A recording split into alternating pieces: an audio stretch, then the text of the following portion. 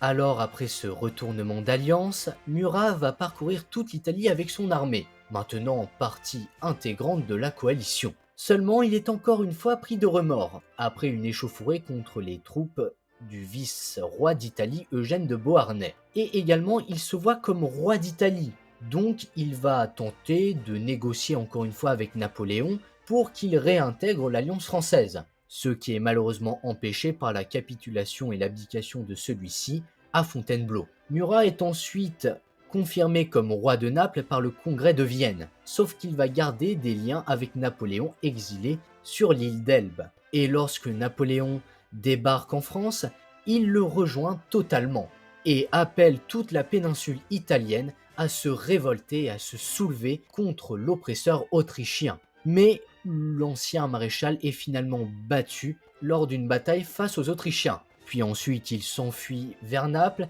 pour enfin débarquer à Cannes et retourner dans les jupes de l'empereur. Alors Murat essaye de retrouver les grâces de l'empereur, sauf que celui-ci refuse toute aide de l'ancien maréchal, ce qu'il regrettera après au vu du comportement de Ney lors de la bataille de Waterloo. Mais en tout cas, Murat va errer en Provence durant toute la période, puis lorsqu'il apprend la défaite de Waterloo, il s'enfuit en Corse.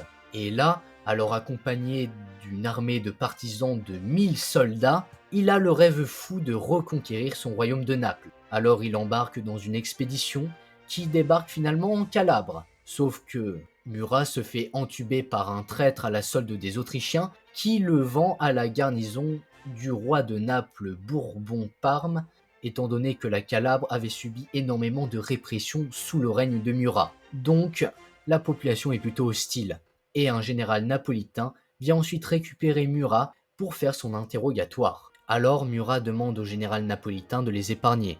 Sauf que le procès qui est déjà prévu pour juger Murat et ses compagnons a déjà une sentence préméditée, et Murat sera finalement condamné par le roi pour haute trahison à être exécuté.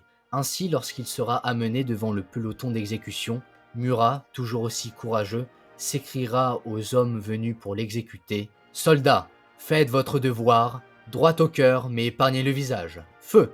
Et c'est ainsi que se termine avec panache la vie de Murat.